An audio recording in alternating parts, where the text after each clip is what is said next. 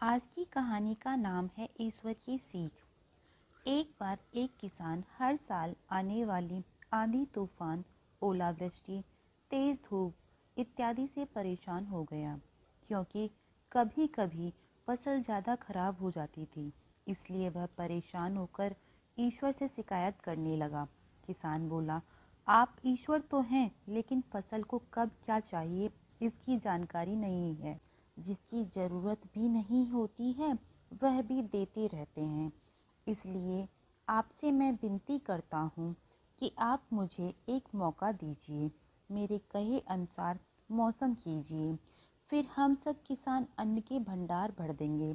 ईश्वर मुस्कुराए और बोले, ठीक है, आज से तुम्हारे अनुसार मौसम रखूंगा। किसान खुश हो गया। किसान ने अगली फसल में गेहूं की बुवाई की। उसने जब चाहा तब धूप मिली, उसने जब चाहा पानी मिला।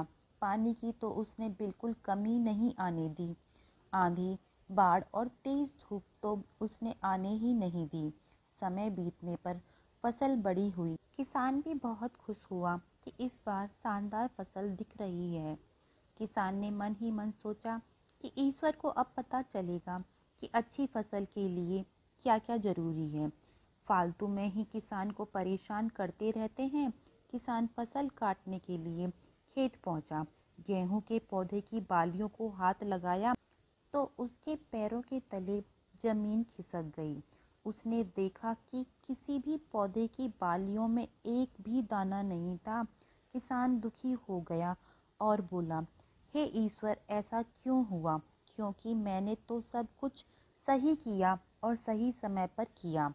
इस पर ईश्वर बोले, हे प्रिय किसान, ऐसा तो होना ही था, क्योंकि तुमने इन पौधों को बिल्कुल भी संघर्ष नहीं करने दिया।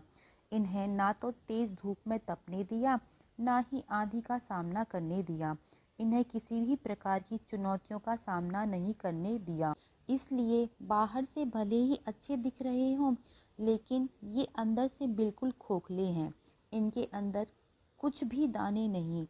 पौधे जब विभिन्न चुनौतियों का सामना करते हैं तो उनमें ऊर्जा पैदा होती है। यह ऊर्जा उनके अंदर सही सामर्थ्य पैदा करती है जिनके लिए वह बने हैं। इस कहानी में हमें ईश्वर यह सीख देते हैं कि ठीक इसी प्रकार जब तक इंसान संघर्ष से नहीं गुजरता है वह आदमी खोखला रह जाता है। जीवन की चुनौतियाँ ही उसके लिए उन्नति के नए रास्ते खोल देती हैं और आदमी को मजबूत और प्रतिभाशाली बनाती हैं।